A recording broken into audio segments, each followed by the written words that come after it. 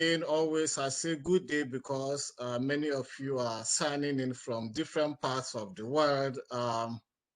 Welcome to Module 8, Seminar Presentations. Today, we are privileged to have Dr. Jeffrey Leake from Johns Hopkins University to do the honor for us. Jeff is a professor of biostatistics and oncology at the Johns Hopkins Bloomberg School of Public Health and also the co-director of the Johns Hopkins Data Science Lab. His group develops statistical methods, software, data resources, and data analysis that has helped people make sense of massive scale genomic and biomedical data. As co-director of Johns Hopkins Data Science Lab, he has helped to develop massive online open programs that have enrolled more than 8 million individuals and partnered with community-based nonprofits to use data science education for economic and public health development. Jeff is also a fellow of the American Statistical Association and a recipient of the Spurgeon Award. Those of you who are statisticians or public health analysts, you know this Mortimer Spurgeon Award is a very prestigious award, and then he is among those with those awards. And the honor to his word, it goes to statistician below the age of 40 in the calendar year of the award who has made outstanding contribution to health statistics, especially public health statistics. Jeff is also an author of a number of books, probably maybe who will mention or talk about one or two of them, but the two that I find interesting are what is called for the executive data science. So again, this is data science training. You probably want to check it out. Then the other one is how to be a modern scientist, especially those who are in academia doing research. You want to read this. So I'm sure probably Jeff will mention. This is just two of them. There are several other books that Jeff has authored or co-authored. So today's title of the talk is for what you can learn about human gene expression when making 70,000 RNA sequence samples easy to use. So let's welcome Jeff again by waving our hands to him. Okay, Jeff, thank you for coming. It's all yours now. Wonderful. Thank you so much for that wonderful introduction, John. That was very nice of you to mention all of that. And I hope that if you find any of those books useful, they're all the books we write are freely available online. So you can get any of them for free you can go to my website, jtleak.com, and all of the stuff that we produce is free and open source. So I will start my sharing here. And again, John or somebody will have to yell at me if you can't see my screen here in a minute. Hopefully you can all see these slides. Can someone just confirm that they're seeing the screen? Yes, we can see it. Great. Okay, so this is the title of my talk, as John mentioned very nicely in that wonderful introduction. It's a real honor to get to come and speak to you all today, and I really appreciate you all taking the time to listen to this presentation. I'm going to talk a lot about RNA sequencing, and I'll explain what that is and the background behind it and what our group is working on, and really how we're using it to try to understand how humans develop, how they vary between each other, and how that relates to various different human diseases. RNA is in the news a lot lately. A couple of the vaccines for COVID that are coming out are mRNA vaccines. It's the same molecule that we study here in these big, large-scale studies that we've been doing at Johns Hopkins. I'm on Twitter. That's my Twitter handle, @JTLeak, if any of you want to continue the conversation after we talk here today. So I tend to talk pretty fast and have a lot of slides. So that's sort of a notorious thing about me. So I've put all my slides up already at jtleak.com. If you go to the talks link, it should be the very first link at the top of the talks link, this link to the slides for today. So if you wanted to follow along at home. So the first thing I need to do before even getting into the whole presentation is just thank a large number of people who have helped out with the various projects I'm going to be talking about today. There's a large collection of amazing students and postdocs that have helped out with this work. There's genomic collaborators at Hopkins and at other institutions. We have a major platform, Anvil, that I'll tell you a little bit more about, and I think you'll hear about more in a later module. That also has a great team. So anything that's good about what you hear today is probably due to one of the people on the screen, and anything that's silly or a mistake is almost certainly my fault. So I'll talk a little bit more about one person in particular, Shannon Ellis, who's a former postdoc in my group. She's now a professor at University of California, San Diego. She's great, and a lot of the slides in this talk are her spin on a lot of the things that we've been doing together. So she deserves a huge amount of credit.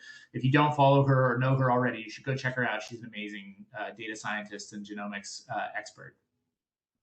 So I'm going to be talking a lot about RNA sequencing, and before we go there, this group, as I understand it, there's some people that have molecular biology background and some that don't.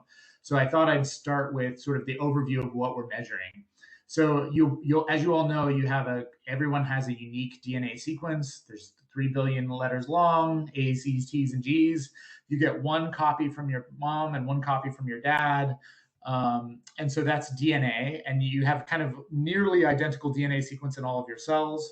There are these little various different proteins that attach to your DNA, methylation, other kinds of things that happen to specific parts of your DNA. And then there's transcription, which takes certain small chunks of that DNA and turns it into a different molecule called RNA, which then floats off to be translated into proteins.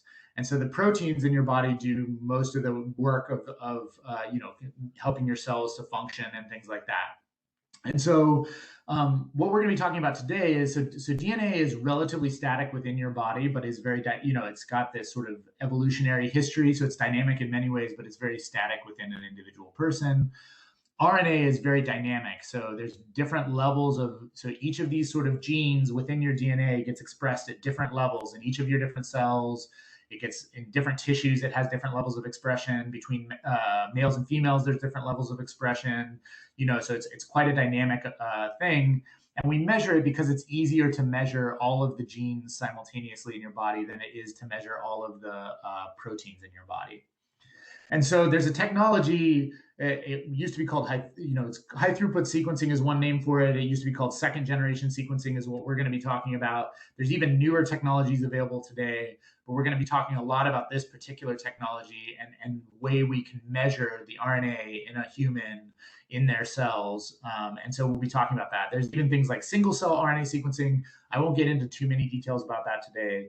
I'm going to be talking about bulk RNA sequencing, where you take a bunch of cells and mush them up and then try to measure how much RNA is in those cells. So at the end of the day, this is a sort of cartoon level description of what's going on. You've got a genome here on the bottom of this slide, and that genome is just the gray bar, you can think of it as just a long sequence of A's, C's, T's, and G's. And then there are little chunks of that genome that, little sequences of letters that make up genes. And in humans, there's two parts to those, at least. Well, there's many more parts, but I'm going to talk about two parts. The exons, which are what's called the parts that are called coding regions, and they make the transcripts that go off and make proteins. And then introns, which appear in between those and usually get spliced out or removed when the transcripts get created. So if you have a gene like this that has 3 exons, red, purple, and orange, it might make 3 different transcripts: the red-purple transcript, the red-purple-orange transcript, and the purple-orange transcript. Now remember, each of those is just a sequence of letters. And the machine that we use to collect data about transcripts basically takes short read sequences from those transcripts. So if the transcript is, say, 500 base pairs long, we might get a read that covers 100 base pairs. Sometimes it'll cover the gap between the red and purple exon, and sometimes it won't.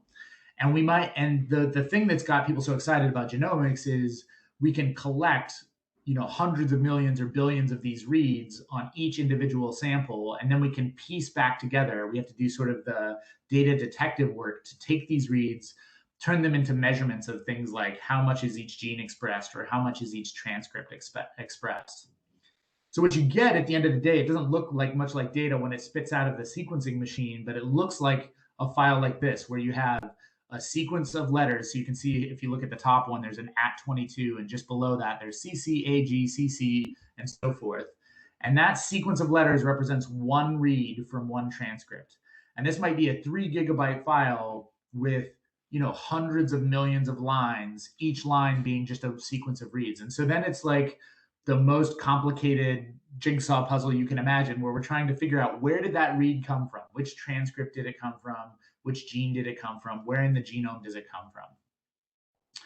So this data is huge. And there's a famous person named Robert Gentleman who was a Genentech at the time of this quote. He says, make big data as small as possible, as quickly as possible, to enable sharing, but also to enable analysis. And so the only thing I'd add to that is we have to do that kind of carefully. We have to be careful about how we summarize this data. So we've got these hundreds of millions of short DNA sequence reads, and we want to turn them into some kind of data that can tell us about which genes are turned on in your liver versus which genes are turned on in your heart, what genes turn on when you have cancer, and which genes turn off. And so the way that this machine works is quite ingenious. And I'm not going to go into too much detail because I'm not a biochemist. So when I start talking about this, all my biochemistry collaborators will roll their eyes and be embarrassed about the way I talk about it. But the thing that's so cool about this technology is you take a little DNA sequence fragment, and up here in the top left-hand corner, you can kind of see this like blue, orange, or blue, gray, red sort of fragment. It gets attached to a slide and then duplicated in clusters, so that all of the fragments that appear in a cluster have the exact same DNA sequence. And then using biochemical processes, we can tag each layer of that sequence with a different color, depending on what base appears at that layer. And then those sort of tagged sequence fragments get captured in pictures, where we take one picture for every slice through the DNA sequence. So picture 1, if you look down in the bottom right corner, there's a B, and you can see the kind of blue dot and the green dot circled. That's the first slice. And then you take another slice for the next base in sequence, and so forth. So with each of these pictures, we're figuring out the base at the first position for all however many dots are on that picture. And then we take another slice at the next position, and we get the picture for the next dots. These get turned into these sort of color files on the lower left-hand side, where you see A, C, G, and T, and you can kind of see that for position 1, it's most likely that the color for position 1 is red, and so we can call that base C. And so you can do this simultaneously for hundreds of millions of positions in these pictures, and that means that you can get short sequence reads hundreds of millions at a time. So this is extremely exciting because it makes it possible to measure things about your transcriptome at very high resolution, really rapidly compared to what you could do previously. So this technology, and I've done, again, this is a very short introduction to a very complicated technology, has been improved upon. This is sort of an older version of this. You can see the papers from 2010 where this review is, in various different ways. But the core idea is we can get many, many, many reads or measurements from each transcript simultaneously, so we can get a lot of data to understand how our body is behaving. So how can we use this? How can we use this data that we're collecting? So we've got these sequence fragments. We're going to use them. We're going to try to say something about how our body works. And so I'm going to use a really simple motivating example. What makes primary cancer different than metastatic cancer? So if you know a little bit about cancer, cancer can originate at various different sites in your body. It could originate in your lungs or your prostate or your breast tissue. It can originate in a number of different places. And one of the sort of dangerous things that can happen is that DNA or that cancer can move from that site to a different site in your body. That's called metastatic cancer, when it moves to a different site in your body. So it started in your liver, but now it's in your colon, or it started in your colon and now it's in your lung tissue. And so one thing that scientists and that oncologists try to figure out is what makes primary cancer, the cancer at the original site where it started, different than metastatic cancer, the cancer that ultimately ends up someplace else. And so if you wanted to ask that question, there are a number of steps that have to happen that go from the question of what makes primary cancer different than metastatic cancer. First, you'd have to find a researcher or a doctor that has access to patients and can collect samples from them and get their consent to sample their tissues. Then you'd have to collect their samples and their information about which site the sampling came from, which tissues you collected, and so forth. You'd have to extract RNA and DNA and sequence the samples. You'll notice how incredibly short I've made these time periods. Anybody who's a molecular biologist will be laughing at me right now. This is the computationalist saying, oh, of course, it's very quick to extract RNA and DNA and sequence samples. It actually takes quite a bit longer than that. And then you have to take the data that comes out of that machine I told you a little bit about, process it down, get it into a form that we can actually analyze. I'll talk a little bit more about that in a minute. Then you have to do a bunch of data cleaning because the machine is extremely sensitive. So it picks up all sorts of other problems down to the measurements are affected by which graduate students collected the samples and how were they processed and things like that. And then analyze the data and actually answer the question that you care about. And so the project that I've been sort of focused on the last couple of years and why I'm so excited to talk to you today is this recount project, where basically what we're trying to do is take data that people have already generated and made publicly available and process it down so that it's quite easy for you to skip a lot of these steps if you want to do your own research projects on cancer. So the total for the project might be 2 years if you had to start from the beginning, and it might be extremely expensive. Sorry. You might end up hearing my kids in the background. School is on break right now. So this might take you 2 years if you have to collect all the data and do all the process yourself. But the good news is that biologists have gotten really good at making their data available to the public. So many of these data sets that people have already collected for analyzing these kinds of questions are already available there for free. You can get them on the internet. Just like in many areas, data is becoming increasingly available. And so what that means is you can kind of skip steps 1 through 3 if someone else has happened to collect some data on a problem you care about. So if you care about the question of primary cancer versus metastatic cancer, there already exists data sets on the internet that other people have collected. And so you can kind of skip the first few steps if you can find that data set. But you still have to process it, clean the data. It's quite complicated to do that before you can start trying to answer your question.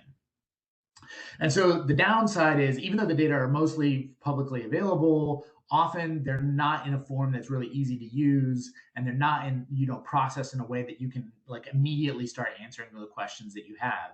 And so the rest of the talk is going to be dedicated to the multi-year, almost a decade-long now project that I've been doing with some collaborators at Hopkins and Oregon Health Sciences University and the Lieber Institute, to basically create data sets that are easy for everyone to use so that we can do some of this cleaning work for you.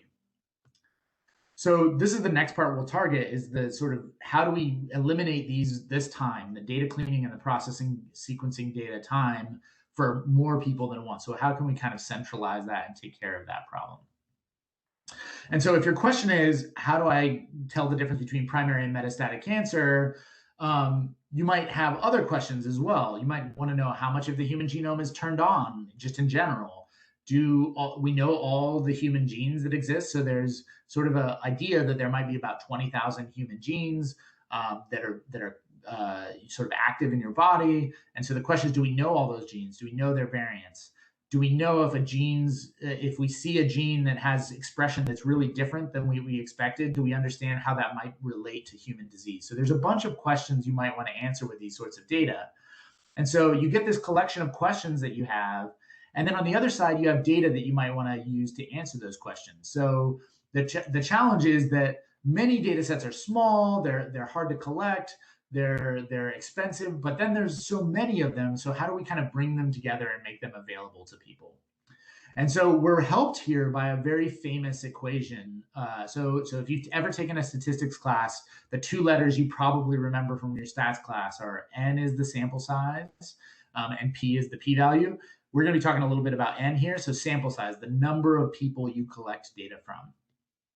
So it turns out there's a very famous equation for how much data people collect. It's how much money do you have divided by how much it costs to collect data from one person. So if you have a lot of money, you can collect data from a lot of people, or if it costs very little to collect data from one person, then you can also collect a lot of data. And so the really interesting thing about the time we're living in right now is that the denominator, the number of the dollars per sample, is going down very, very fast. It's getting cheaper and cheaper to collect data on people. So as an example of that, thanks to that technology I told you about a little while ago, that 2nd generation and high throughput sequencing technology, it's gotten a lot cheaper to collect genomic information on people. So if this were 2002 and I asked you to get the collection of bases for one human, the 3 billion bases of unique code for one human, it would have cost you about $100 million just for one person to collect their information. Over time, that has dropped dramatically. It's now down to probably less than $1,000 to sequence a single human genome after being 100 million just 20 or so years ago. So that's, like, as you can see, a dramatic drop. And so if you look at this equation, the number of dollars you had divided by dollars per sample, the denominator has gotten smaller and smaller and smaller. And so the sample sizes have gotten bigger and bigger and bigger. So this is a plot made, this is adapted from a colleague of mine, Ben Langmead, who I work on with this project. And it shows year on the x-axis, so 2009 to 2015. It's a little old now. And on the y-axis, how much data in terabases that's available on the sequence read archive. So if you've ever heard of something called a terabyte, it's a huge amount of data. A terabase is the sort of equivalent amount of number of bases that have been collected and put on the sequence read archive.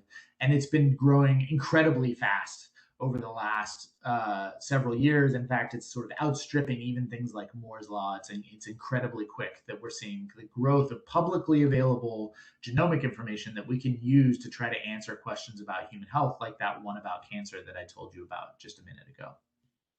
So the only problem is that the data is often complicated, hard to use.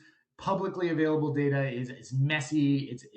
If you've ever used other people's data, this is kind of a funny hashtag. If you look up other people's data on Twitter, you'll see lots of tweets like this where people are like kind of amazed at the type of files that they have to deal with or the data that they have to deal with. And this is no exception. It's definitely the similar kind of problem. And so our project is basically, how do we answer these questions? And we've developed this project that we called Recount 2. There's now a new version, Recount 3, that is you're some of the first to hear about it. It's just about to come out.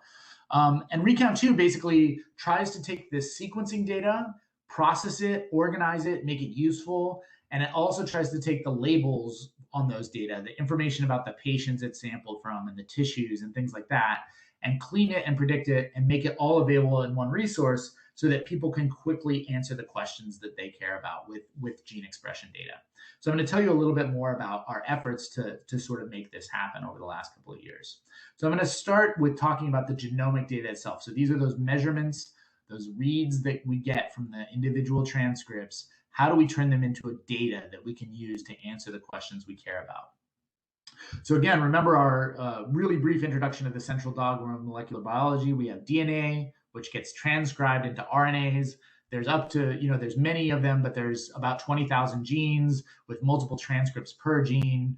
So those are dynamic and they change depending on which tissue you're in and what disease state you're in. We're going to measure those with second generation sequencing technology, and we're going to get hundreds of millions of short little sequences from the RNA. And so this is what we get at the end of the day. We have the genome, we have transcripts, and then we have reads that come from those transcripts.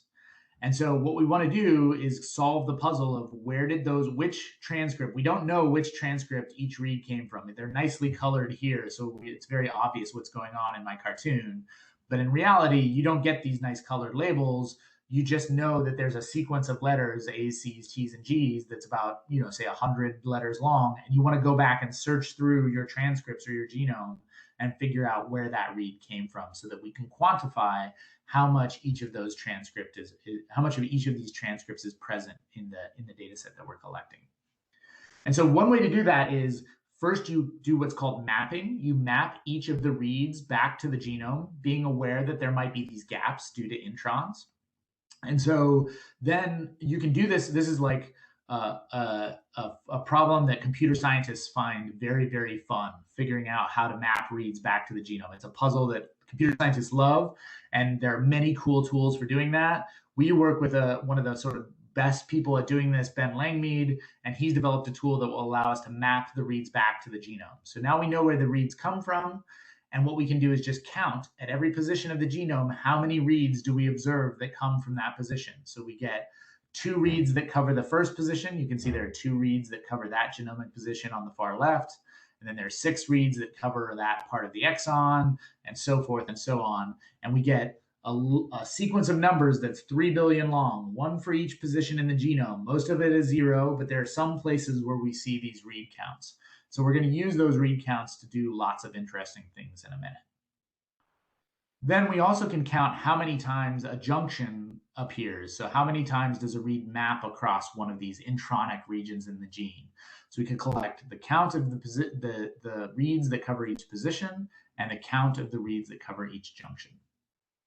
So with that, we can compress the data for one sample down into one of these coverage profiles. So this is the genomic position. These green squiggles represent a coverage profile.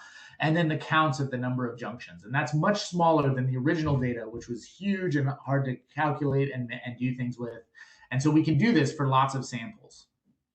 So we get these data and we basically compute all sorts of different metrics using those two things. If we have the junction counts and the counts of expression at every position in the genome, we can summarize it in various different ways. We can sum up all of the counts that correspond to a gene. We can sum up all of the counts that correspond to an exon for each sample. We could ignore the previous labels of genes and exons and just get any region that's contiguous that has lots of expression on it. We can measure the amount of each transcript or each junction. And so we can compute all of these different measures and make them available. So then you can end up with a table that looks something like, for each sample that we do this for, you have that sample, and then you have a table of how much each exon is expressed, and you have a table of how much each gene is expressed. And that's a quantitative number.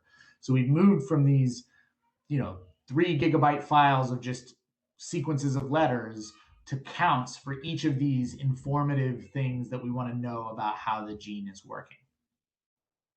So the cool thing is we can do this for big projects. We can do this for individual projects. Two of the biggest projects we've done this for are the Genotype Tissue Expression Project, the GTEx project, which took samples from various tissues from 150 plus people. They took from the same person, their liver, their heart, their brain. Of course, these are people that already died. And then they took gene expression information for each of those tissues. And then the Cancer Genome Atlas project took tissues from, again, various different tumor types, but focused primarily on cancer measurements. So we have measurements on gene expression measurements on people who have cancer, gene expression measurements on people who have normal tissue and development. And so between these two things and the rest of the sort of data that we collect, we can start to understand the differences between how how human development occurs and how disease occurs based on their gene expression. So the cool thing is most genomic data scientists who work with the NIH are required to make their data publicly available through something called the Sequence Read Archive. And so you can actually get way more data than just those two big projects. You can go in the Sequence Read Archive. You can do this yourself right now. You can search for human data that's RNA-seq, that's developed on the Illumina platform.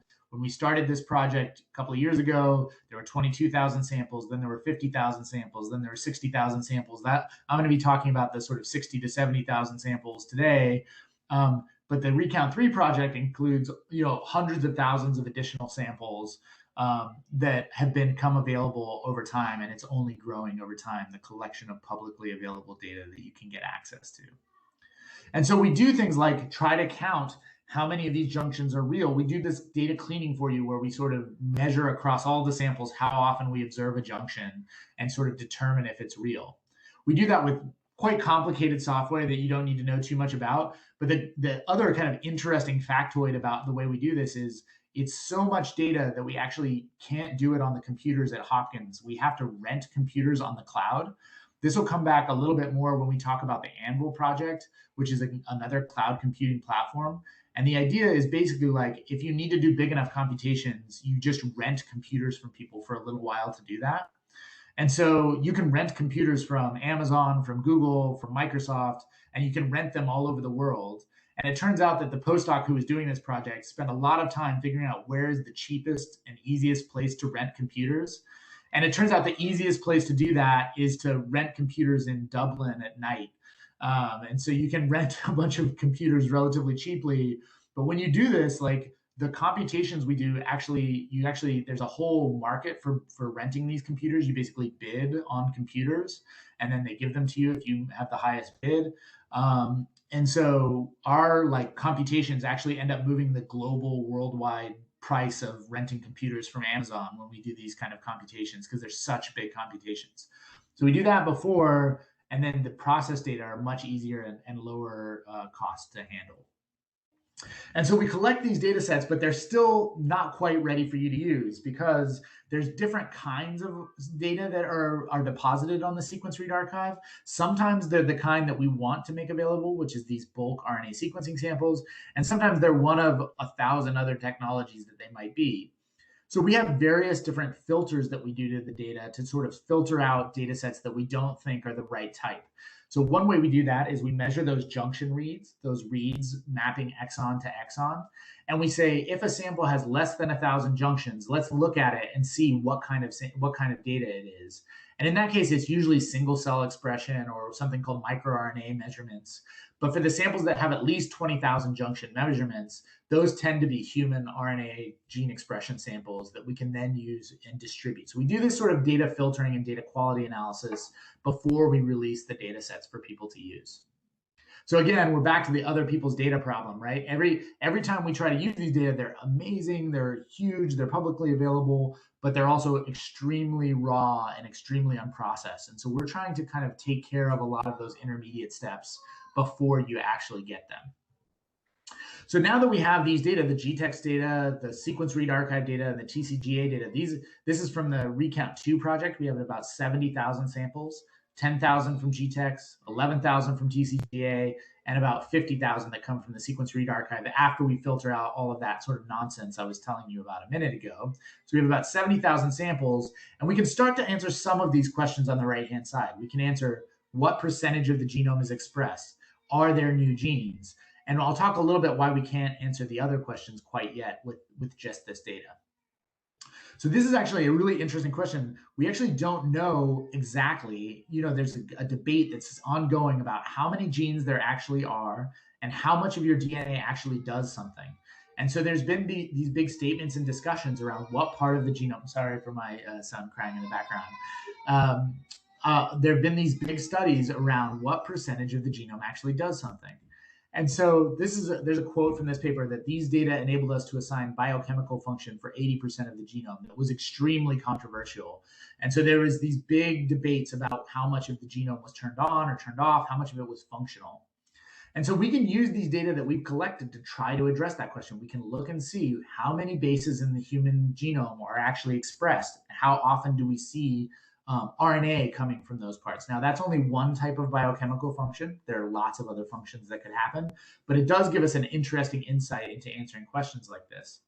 So if you look at data sets like GTEx and you say, I require that there's at least an average of 2 reads covering that position across all of GTEx. So for this one of the 3 billion letters in the genome, I want to look at that letter and look across all 10,000 samples in GTEx and say, how often do I see at least 2 reads on average coming from that sample or from that base? Then you can see that about 4% of the genome is expressed by this sort of metric. And so you can use this to sort of explore how much of the genome gets expressed, under what conditions does it get expressed. And again, this is ignoring metadata for the moment. It's just looking across all of our samples and seeing what's happening. We can also do really interesting things like start to observe what is the rate at which we discover new junctions. You remember those junctions were a read that maps from one exon to another, skipping a part of an intron. And so for each junction, we can go back and observe the very first time we ever saw it in a data set. So this is looking back in time. The first sequencing data sets were available in around 2009, and now this plot goes through 2014, but it sort of shows when junctions started to appear in the data set. And you can kind of see that there starts to be a saturation point. So we've kind of started to observe up until, say, 2011, we still hadn't seen all of the variation in human gene expression. But as of 2013 or so, it's sort of saturated, and we've observed most of the variation we're going to observe. So we can kind of start to rethink the questions of how many genes are out there, how often are they expressed, because we've sort of seen most of the data that we're going to see, at least from this technology, from this sort of second generation sequencing technology. And so we can do things like count how much each gene is expressed and start to figure out which parts of the gene are expressed and which exons are expressed, which is quite exciting. And you can go back and count things like, all sorts of discover new genes. So this is a group that took our data set and they discovered like new types of genes and saw where they were expressed across different tissues, and were able to like identify new types of human gene expression we'd never seen before or never bothered to quantify before using sort of a new data set. So that's great. It's exciting, and you can answer these incredibly large scale questions about, kind of fundamental questions about how humans, what is the way that humans function molecularly, which is kind of cool. And I think there's a lot of interesting questions to ask evolutionarily and things like that we're just scratching the surface of. But that's only one type of question. And for medical purposes, it's sort of the least interesting question in some ways.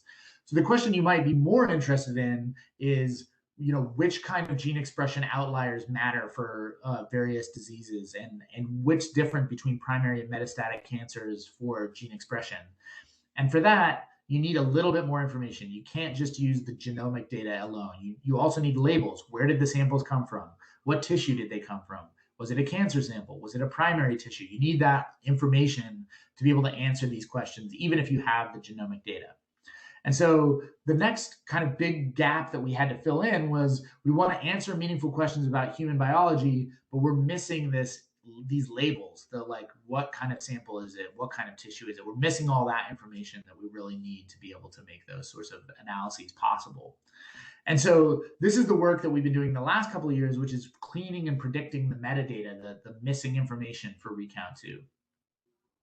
And so the tricky thing is that almost all of the information that you would like to collect about these samples is not available in the publicly available data, whether that's historical sort of sex information, tissue information about demographic background, age, race, things like that. None of that information is really labeled in the sequence read archive. And so one of the difficult things about using these publicly available data is that they're sort of messy in this way.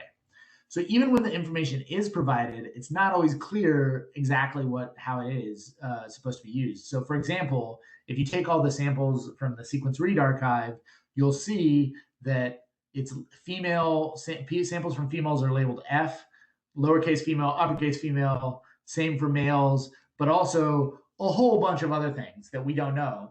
And so even for the samples where there are labels available, it's often tricky to know which ones are the males, which ones are the females. And then for many, many of the samples in sequence read archive, there's no label whatsoever, even for the human samples. And so if you want to use them, it becomes quite complicated. If you want to do break down your analysis by how does the cancer gene expression vary between males and females, is not an analysis you can easily do with the data from the sequence read archive without some additional work. And so again, just going back to our other people's data problem that we have again and again in this talk, which is that the data that you're collecting from the internet is very Wild West, and it's very free form. And so it's hard to necessarily have all the information that you need. And so what we decided to do was actually develop a machine learning approach. So you've probably heard about machine learning in the news. It might be kind of something that you've learned a lot about so far, to basically predict, using existing data sets, the missing metadata that we have in a sequence read archive.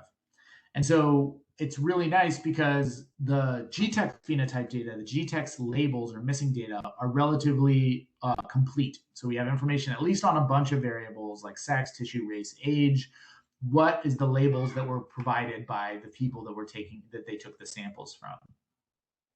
And so what we can do is we can develop an algorithm that basically builds a predictor using data sets like GTEx, then predicts those phenotypes or metadata or labels in other GTEx samples. It also can predict those labels in cancer genome atlas samples and in the sequence read archive. And so I'm not going to go into too much detail here because this is quite a technical mathematical approach, but at the basic level, we do very simple things. Like we look at a particular gene and we say, if we're trying to predict sex, we look for all the genes that showed differences in expressions between the males and the females in the GTEx data set. So in the GTEx data set, we know which ones are labeled male, which ones are labeled female.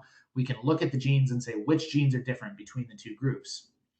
Then we can build really simple predictors that basically say, okay, using those genes that we know are different between the two groups, how can we predict whether this new sample is a male or a female? And then we can calculate those predictions in new samples, and we can basically make predictions. So we predict for each region what is the, use that information to vote basically, and to get predictions for which samples come from males, which samples come from females. And so now we can take that prediction algorithm that we developed in the GTEx data set, and we can apply it in new samples. We can apply it in the rest of the GTEx data. We can apply it in the TCGA samples. We can apply it in the SRA. This is written up in a paper, and if you're interested in these sorts of how we did this very exactly, Shannon Ellis is the first author on the paper, and it's in nucleic acids research. But let's get a little bit to predicting and seeing how this algorithm works. So we developed this algorithm in a training set in GTEx. So we split the GTEx data randomly into two equal groups of about 4,800 samples each. And so we built the model in the training set. Then we just applied it in the validation set, which is the data where we didn't train our model. And we got very high accuracy. We were very good at predicting the sex of each sample. Then we went to TCGA, and we got also very, very high accuracy. So we were sort of promising that we would still be able to predict well. And we knew the accuracy in these cases because we had the labels that came from the GTEx data set and the TCGA data set as to which samples came from men, or males, and which came from females. Then we went to the SRA, and there was this drop in accuracy. And so the question was, is our algorithm wrong, or is something else wrong? Remember, there's two reasons we could have this drop in accuracy when we go to Sequence Read Archive. One is that the labels in the Sequence Read Archive, as you remember, are somewhat bad and disorganized. So it could be that their label is wrong or our prediction is wrong. And then the second thing is that there could be all sorts of things that could be making it go haywire. So one thing that we realized, though, is it was really interesting that most of the studies, if you look at the graph on the left, most of the studies had 100% of the samples predicted correctly. But then there were some studies, if you look at there's a few studies over here on the left-hand side of the plot on the left-hand side that had basically 0% accuracy. And so why could that be happening? Well, we went and dug into a few of the studies, and we looked at these curves. So these curves basically showed the average expression on the Y chromosome. So the sex chromosomes for males and females are typically XX for females and XY for males. And so here we observe that there should only be, with these labelings of males and females, that there should only be expression for the Y chromosome for people who are male, and it shouldn't be for female. So this is a good example where you see the reported male samples all have expression on the Y chromosome. That's the light blue curve. And the predicted males also have expression on the Y chromosome. And so this is another example. Here's an example where it kind of may have gone haywire. So we predict male for the samples that are green over here on the right, but the reported male samples are all blue. So this is an example where it suggests there's a misreporting of the male samples. They should have been reported differently than they were. This is true for a variety of different data sets. We observe that there's missing expression from missing labels. And so we think a lot of the accuracy problems are due to mislabeling of the data in the Sequence Read Archive. So again, there's this real challenge of trying to fix this up. So we fixed that problem and started working on predictions for other things. So can we predict the tissue that the data came from? And so making that similar plot, we have now a large number of tissues we're trying to predict, 30 plus tissues. And in GTEx, we're very accurate at predicting. In TCGA, we're a little bit less accurate at predicting. And then in SRA, we have lower tissue prediction accuracy. Again, we're not totally sure why the prediction accuracy is lower. One interesting thing about TCGA is that we're actually very good at predicting the tissue in the healthy samples from TCGA, but less good at predicting the tissue in cancer samples. So we have to adjust for that when we're making our predictions. And so the interesting thing is you can now start to look at across recount, what kind of samples do we mostly have? And we mostly have blood, brain, and skin tissue. Those are the most common samples that occur in the sequence read archive. And two of those make a lot of sense. Blood and skin are much easier to access and collect data on than things like muscle or liver or heart. And so you might be not super surprised to observe that that was true. Brain is really common actually as a type of data that's collected, and it's usually collected post-mortem. So people go to the morgues and work with families to collect brain tissue after people have died. And so that's another reason why it's one of the more common tissues that you see in the sequence read archive. And so we predict these things relatively well. So on the x-axis is the reported tissue in the sequence read archive, and on the y-axis is our predicted value, and the lighter the square, the more we predict it. And so, for example, mostly we predict colon as colon tissue. And sometimes it makes sense, like we sometimes predict intestine when it should be colon. And so that's sort of not, or sorry, we predict colon when it should be intestine, which isn't totally a mistake. But then sometimes we get weird things. You know, here's adipose predicting adipose. But sometimes it's often that, you know, I guess adipose tissue and breast tissue are, again, another example where it sort of works together. But then sometimes we get very strange predictions. So, for example, we predict, you know, vagina as a tissue when sometimes it's cervical tissue, which sort of makes sense, and sometimes it's lung tissue where it's not quite as clear. And so we're actively sort of exploring why we get these different mistakes when we're predicting tissue. But overall, we're relatively accurate. So now we have gene expression data, we have phenotype data, and now we can start to answer some questions. And so if we go back to our question that I asked at the beginning, what makes primary cancer different than metastatic cancer, we can start to answer that with our data. So this is one of the data sets that appears in the Recount project. It's a signature that they developed where they compared primary tissue to metastatic tissue and looked for gene expression differences to be able to predict the prognosis of colorectal cancer patients. So they have 3 tissue types they collected: healthy colon, which we're going to call NC for normal colon, primary cancer, which we call PC for primary cancer, and liver metastasis, MC, for metastatic cancer. So we're going to do 2 comparisons: normal colon versus primary cancer, and metastatic cancer versus primary cancer. And so if you look at these data sets, they did a comparison. They did a differential expression analysis, so look at which genes are different between the 2 tissues. And they found 1,800 genes different between metastatic and primary, and 2,800 that are different between normal and primary. And so once you start to adjust for the sex differences between these groups, there's no difference. So that sex doesn't seem to impact the data set. But there's something that does happen. And so to explain what happens, I have to explain this thing called a concordance at the top plot. So if you're comparing 2 analyses, how do you know if those analyses report the same genes? And so the way that you can do this is you can just line up the 2 analyses. You say, what is the gene that's most different between the 2 samples in analysis 1? And is it the same as in analysis B? And so we can look at the fraction of times where analysis 1 reports the same genes different as analysis 2. And so if you see a plot like this, most of the top results are the same. The green line matches the 45-degree line for the lower left-hand corner. And then some differences appear, but they don't appear until you get past the top genes that are most different. Meanwhile, an analysis like this suggests the 2 analyses are very different because the red line quickly diverges from the 45-degree line. So you have genes that are totally different in the 2 lists of genes that are differentially expressed. And so again, if we go back and look at these analyses and we look at a concordance plot between the normal cancer and the primary cancer and the metastatic cancer and the primary cancer with no covariates, it sort of looks okay. But once you condition on the tissue, so once you use the predicted tissue in the analysis, you find that the metastatic cancer and the primary cancer no longer match the analysis that came from the original study. So what's going on? So we think that what's happening is that then when they took the samples from the metastatic cancer and the primary cancer, that they actually accidentally took some of the tissue of the metastatic site. And so they weren't actually predicting metastatic versus primary cancer. They were actually predicting one tissue versus the other.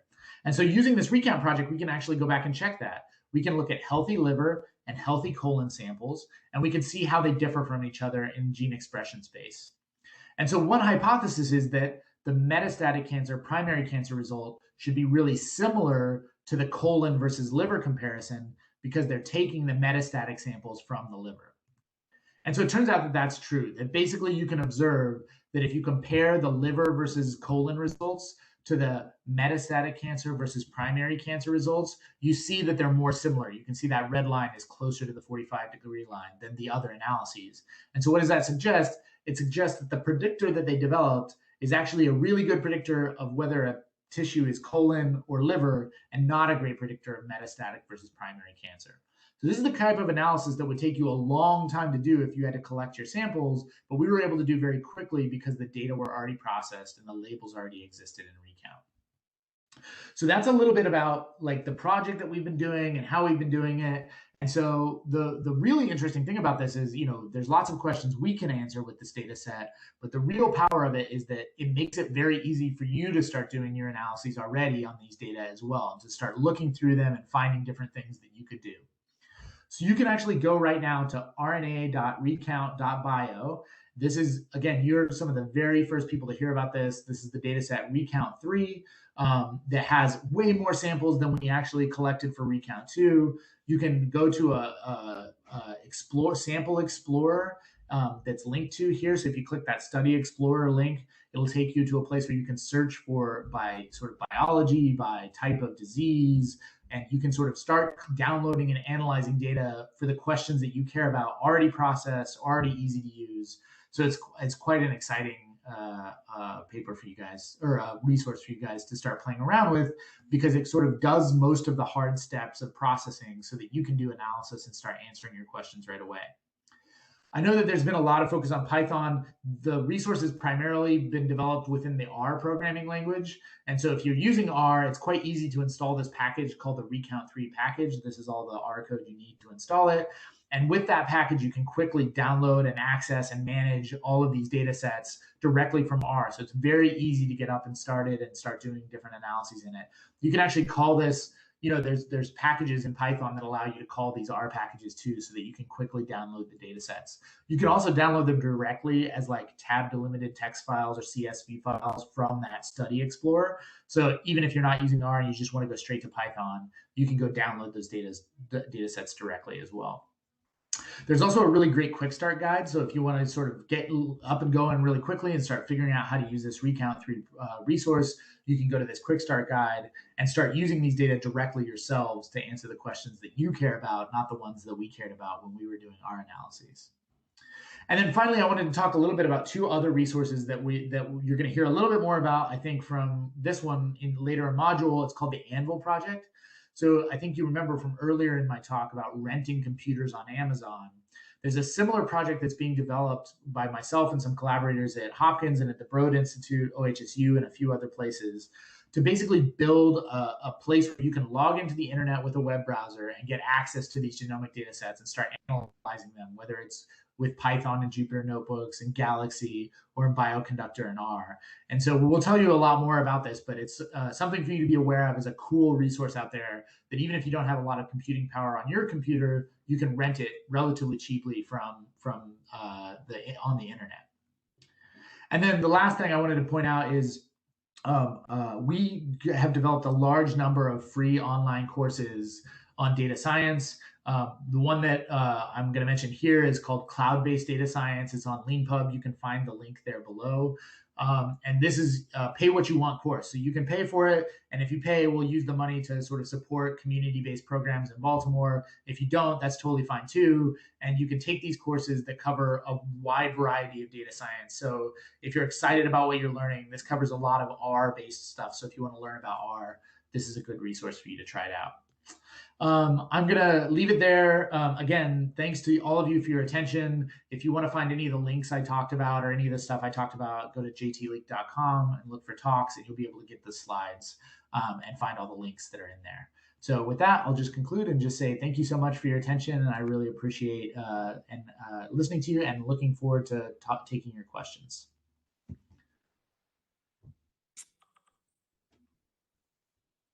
Thank you, Jeff. So, thank you, Jeff, so much for a very informative presentation. Any questions for Jeff? Yeah, Jeff, I think there are a couple of questions that may have been sent directly to you. So if you look in your chat. Yeah, I saw a couple of questions here. So what storage format and big data technologies do we use to store this data? So that's a really good question, and there's a couple of layers to it. So we store the data right now on one place, and there another place we're going to store it on shortly. There's this thing called SciServer at Johns Hopkins. It's really an interesting project. It was originally designed for the Sloan Digital Sky Survey. I don't know if you've heard of that, but it's a super cool project where they basically like take pictures of the night sky and then they like store all the data, and like you can go find galaxies and things like that.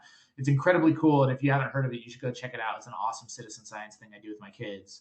But that project also had storage capacity. So we store the process data are for the gene counts, like 2 terabytes or so. For the bigwigs, they can be like the wiggle files that show the base level counts. They can be like 70 terabytes plus, and it's all stored on this SciServer. We're also about to move it all onto the Anvil project as well, so it'll be in 2 places. But what that means for you is, if you want to download the whole, you shouldn't try to download the whole data set on your laptop. That would be painful and would not be the right way to go. You can analyze it directly on SciServer if you want to use the whole data set, or on Anvil here very shortly. You'll be able to use the whole data set on Anvil. The individual data sets are pretty small. They're not like too bad. And so for those, I actually do this. I like download an individual study to my laptop and just start using the data on my laptop. That might be small enough that you can just do it on your own computer. But if you want to use the whole data set at once, you really have to like use one of the like SciServer or Anvil or something like that. It's just too big for your local computer, unless you have a much fancier computer than I do, which is possible, but you would need a very fancy computer to do that. The next question is, with my formula of number of dollars you have divided by dollar sample, how does the plot on slide 28 describe quality increasing or decreasing with the cost or availability? Yeah, so that's the really interesting thing. Despite the cost plummeting, the quality is actually increasing because these technologies are getting better and better. So it's really kind of amazing. These technologies over the last few years have made it these incredible biotechnology advances where we're now able to sequence people extremely accurately, even for much less than we used to. That's leveled off a little bit, but for a while it was just dropping every week over week. You would see decreases in the costs of collecting DNA samples. And it's sort of increasing in the same way, like, it's cheaper and cheaper to collect, all these companies are collecting social media data about us and photos and things like that. In the same way, these technologies are advancing in biology. Yeah. And then the last question I see here is, we didn't follow how we resolved the missing label problem with this SRA samples. And I know I moved a little quickly there, so I think I wasn't clear. The basic idea is we build an algorithm in the training set, in the GTEx data set, and that algorithm predicts from the genomic data. We put in the genomic data, and it predicts whether it's male, female, the tissue, other sort of variables like what sequencing sample platform it came from. And those predictions are then available for all of the samples that are available for SRA. So we go from a missing label to a predicted label. And those predicted labels are really good for things like TCGA and GTEx. And they're less, they're still quite accurate, but they're not as accurate for the sequence read archive. And so we try to provide sort of measure of how good we think the prediction is for each sample, so you can kind of decide whether to use them or not. So yeah, so those are good questions. I think those are the questions I see here. I'm very happy to take other questions about any of it, other questions if you have them. Yeah, Jeff, I have a question. This is just maybe moving a little away, but it's related. COVID-19 vaccine. Oh, sorry. The vaccine? Pfizer, Moderna, their vaccines are based on the messenger RNA. Yeah, so it's a very good story. I'm trying to find I'll have to find the article. Maybe I can send it out to everyone. But these technologies are what enabled us to get the vaccine so quickly. So they, like, right away, right after the COVID came out, they were able to quickly sequence the RNA. So the virus, they would be able to quickly sequence it and create this mRNA vaccine that then they can test. And then it took a long time to test it and make sure it was safe and things like that. But this technology of like sequencing the RNA or the DNA of the virus is like the reason we can do that so quickly and so inexpensively is why we could create this, the vaccine as quickly as we did. So I think it's quite cool. So would they, is it possible, maybe not now in the short term, but in the long term, if they have to do more thorough genomic studies, is it possible that these messenger RNAs could alter the DNA of the person? Could they be like any differential expressions of the genes? Yeah, that's a really good question. So that's one of the things they look at. That's one of the reasons why they have to do these trials, because they have to be very careful about what the potential effects are of the vaccine, right? So they have to be very, before they can give the vaccine to, say, people, they have to do these studies where they say, if we give you the vaccine, does it cause problems? And they monitor people very closely with that. And so it's really interesting. The vaccine itself was developed extremely quickly. I mean, it was like within a month or something of when the virus came out. But the trials to make sure it was safe lasted this whole time, months and months, where they gave it to lots of people and monitored them and tried to make sure that it doesn't cause those problems. I'm not a super expert in mRNA vaccines, so I'm don't want to make sure there might be people on the call even that know more about it than I do, but the reality is that these things the mRNA produces the protein, which then sort of binds to the or creates the immune response. But then it degrades very quickly. So far we haven't seen any big kind of, health, so there are side effects, but it's not the kind of things that you're sort of describing so far haven't been a big problem, or at least we haven't seen them in these studies so far. Yeah. But these technologies are really quite amazing, and they're the reason we can do things like create a vaccine so quickly, it's just kind of incredible, because many of these technologies didn't exist 10 or 20 years ago. So it's really quite an incredible feat of biotechnology. Hi, Jeff. This is Helena Thompson. I had a quick question. Yeah. As far as your role and what you do people send you requests, or when you're doing counts and different things like that, on a day-to-day basis, how do you do this? Or what is it that prompts Yeah, you that's to great. So that's a really good question. So you mean the data sets that we ingest? Do we take requests kind of? Yes. Mm-hmm. Yeah. So we tried to do, so the Recount 3 includes basically every public data set that's available up until October 2019, I want to say. Maybe it's October 2020. I need to get the date for you. We basically try to process every publicly available data set. We also release software that lets other people process their own data. So like if you want to process your data to match our data, you can use software to do that. If your data set has been up for a while, we probably processed it if it's publicly available, because we try to do almost everything. We haven't been taking specific requests because it's already sort of so complicated. So what we try to do is try to help people use the software to process their own data using this system. But hopefully, if it's a data set that's at least a little bit old, not old, but like if it's before the date of the last processing run, it should be available already. And then we are continually updating this. So like this is like I said, this is Recount 3. We did Recount 1, then we did Recount 2, then we did Recount 3. And each time we basically took everything that was available and processed it. So that's sort of the way that we've been approaching it so far. So that's how we do it. Thank you. Yeah, thank you. Great question. Any other question for Jeff? Jeff, one more question, I think, and then so Jeff, with the increasingly costly and difficulty in handling big data, how do you make sure that other upcoming researchers, let's say in the third world, are not being cut off from these expensive researchers? Do you have opportunities that encourage universities from, let's say, African countries specifically to participate in these types of research work? Yeah, so I think that is one of the reasons why I'm so excited about projects like this is, and I can send out the link to this, but there's the idea of being able to rent these computers online, even though there is a small cost, there's usually grants you can get to cover those costs.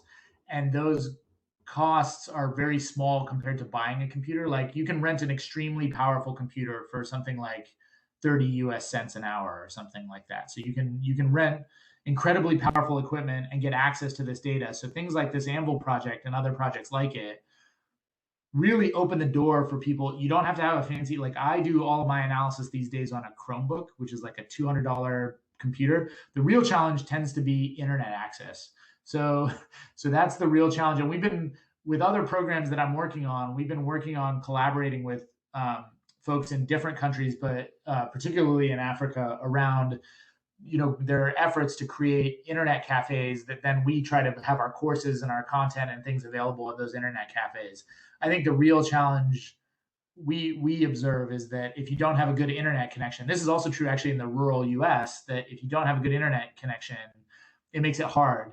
If you have a good internet connection, these computers that you can rent really give you incredible power for relatively low costs. And so I think that there's lots of cool experiments. And so if you take these public data that we've already processed, so we did most of the heavy computation in advance, and then you use rented computers for, I would say, a few US dollars, you can do quite a serious scientific investigation of cancer, for just a few US dollars, where you like basically pay for the cost of renting the computer and use pre-processed data that already existed. That's of course, assuming internet connectivity. And so that's still a challenge we're trying to tackle. But I do think the cool thing about cloud computing and resources like what I described today is you can get pretty deep into a scientific investigation for a relatively low amount of money. And then there's grants that exist that you can apply for that will cover even those relatively low costs, because I know that even those can be barriers to people. Again, all this is kind of assuming an internet browser and a computer. And so there's a barrier there that may still present itself. But I think that there's real potential for this to be democratizing about science.